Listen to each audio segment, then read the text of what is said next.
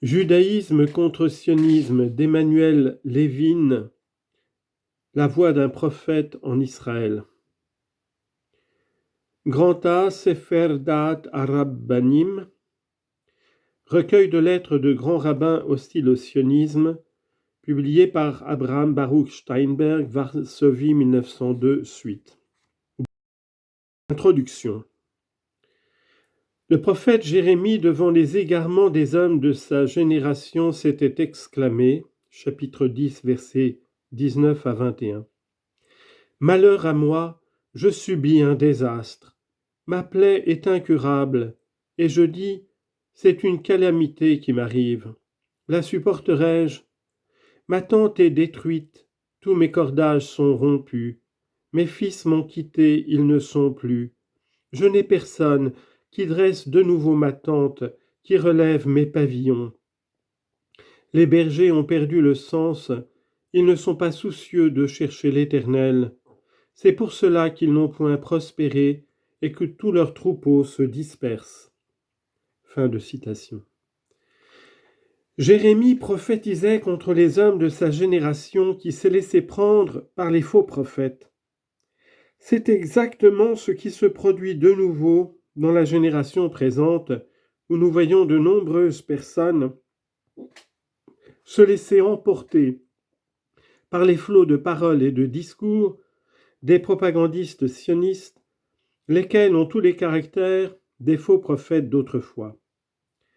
Nous apprenons avec stupeur que des hommes qui n'acceptent pas le joug de la royauté du ciel, qui n'ont jamais suivi la voie de notre sainte Torah, qui ne connaissent et n'aiment pas véritablement leurs frères, nous apprenons avec stupeur que ces hommes se vantent partout d'être capables d'apporter le salut à la maison d'Israël, ou du moins de pouvoir sauver le peuple juif de sa détresse actuelle. Une telle prétention ne peut manquer de faire rire tout homme intelligent et honnête. Elle est radicalement niée par de nombreux textes de la Torah, du Talmud et du Midrash. La délivrance ne peut pas venir par des moyens humains, par l'argent ou par des armes. Citation du prophète Isaïe, chapitre 52, verset 3. « Car ainsi parle l'Éternel, c'est gratuitement que vous avez été livrés, et ce n'est pas avec de l'argent que vous serez délivrés. » Zacharie, chapitre 4, verset 6. « Ni par la violence ni par l'armée, mais seulement par mon esprit, dit l'Éternel. » Et encore du prophète Osée, chapitre 1, verset 7. « Je les sauverai par l'Éternel leur Dieu, et je ne les sauverai ni par l'arc, ni par l'épée, ni par les combats, ni par les chevaux, ni par les cavaliers. » La délivrance se fera par des moyens surnaturels, par des miracles et des prodiges. C'est Dieu lui-même qui l'opère. Citation du Deutéronome.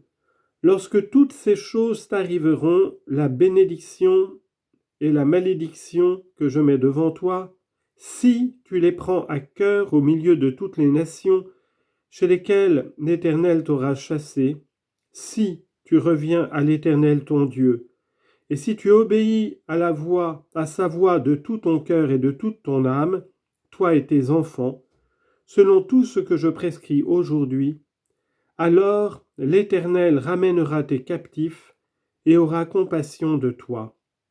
Il te rassemblera encore au milieu de tous les peuples chez lesquels l'Éternel t'aura dispersé. » Deutéronome chapitre 30 verset 2. Le retour à l'Éternel doit précéder le retour à Sion, comme dit le prophète Michée. « Comme au jour où tu sortis d'Égypte, je te ferai voir des prodiges. » Michée chapitre 7 verset 15. La libération du peuple d'Israël arrive toujours par les voies surnaturelles et non par des voies ordinaires. Comme dit le prophète Isaïe, « Car l'Éternel ira au-devant de vous, et le Dieu d'Israël fermera votre marche. » Isaïe chapitre 52 verset 12. Et encore du prophète Zacharie, « Je serai pour elle, dit l'Éternel, une muraille de feu tout autour, et je serai sa gloire au milieu d'elle. » Zacharie chapitre 11 verset 5. Et ainsi de nombreux autres textes. Et la Torah dit en toutes lettres, citation du prophète Isaïe, un Rédempteur viendra pour Sion, pour ceux de Jacob qui se convertiront du péché. Isaïe chapitre 59 verset 20. La voix de l'Éternel crie et répète dans nos oreilles que la délivrance de Sion sera seulement pour ceux qui auront fait pénitence. Même si l'idée que la délivrance devrait être déclenchée naturellement par une initiative humaine, comme les sionistes se l'imaginent, avait quelques fondements dans la tradition, il est plus qu'évident que les promoteurs du mouvement messianique ne pourraient être que des grands tzadikim, des justes parfaits ou des pénitents accomplis, et non des profanateurs de la Torah, des hommes qui ne respectent pas le Shabbat, qui mangent des aliments interdits, qui ne mettent pas les téphilim et qui aggravent leur culpabilité personnelle en corrompant et en contaminant les masses juives par leurs discours dans lesquels ils se moquent de la religion. Il est possible, disent-ils, d'être un vrai juif sans accomplir les commandements de la Torah. De telles paroles, il est inutile de le souligner, révèlent leur esprit corrompu. Comment concevoir que le Saint, béni soit-il, puisse choisir des pécheurs, des hommes impurs, pour améliorer la situation du peuple d'Israël, peuple saint? À cause de nos nombreux péchés, tout ce que Jérémie a prophétisé en son temps sur les faux prophètes s'accomplit dans notre génération. Lorsqu'il a commencé à se manifester, le sionisme apparaissait comme une maladie externe. Tout le monde pouvait voir son mal. Nous ne pouvions concevoir que la communauté de l'Éternel, qui 2 fois par jour rappelle le souvenir de la sortie d'Égypte, se laisserait entraîner par l'idée vaine du sionisme, lequel a la folle prétention d'apporter le salut par des voies naturelles et abominables. Oui, nous pensions que c'était un mal qui affectait seulement une partie extérieure, et nous disions comme Jérémie, « Nous le supporterons et nous le surmonterons. »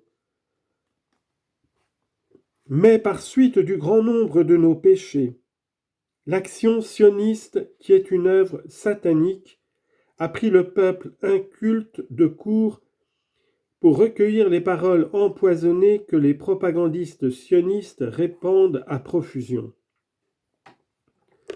Nous devons voir la réalité en face.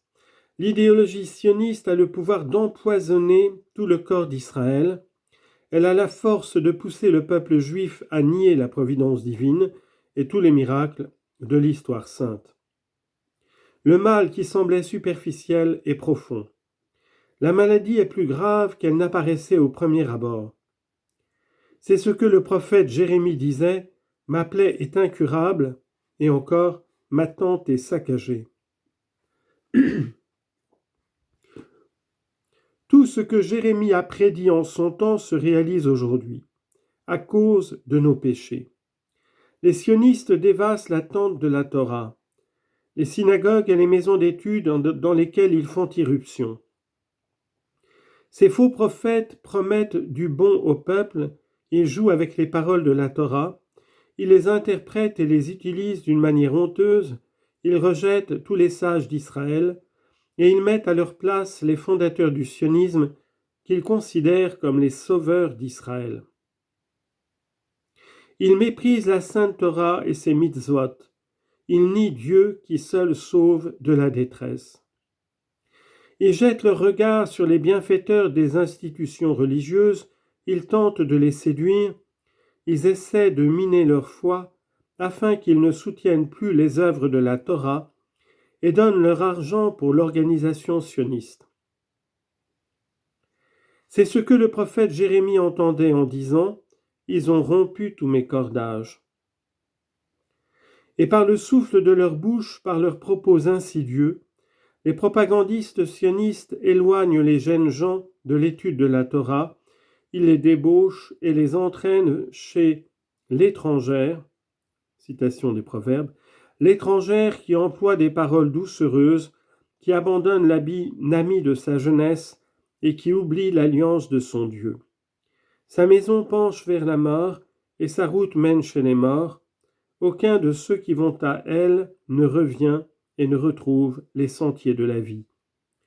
Proverbes chapitre 2, versets 16 à 18. Telle est exactement l'organisation sioniste. C'est au sujet de cet abandon des maisons d'études de l'Éternel par la jeunesse, qui est tiré par les établissements sionistes, que se plaint Jérémie. Citation : « Mes fils sont partis, ils ne sont plus là. Ils ne fréquentent plus les maisons d'études, il n'y a plus personne. »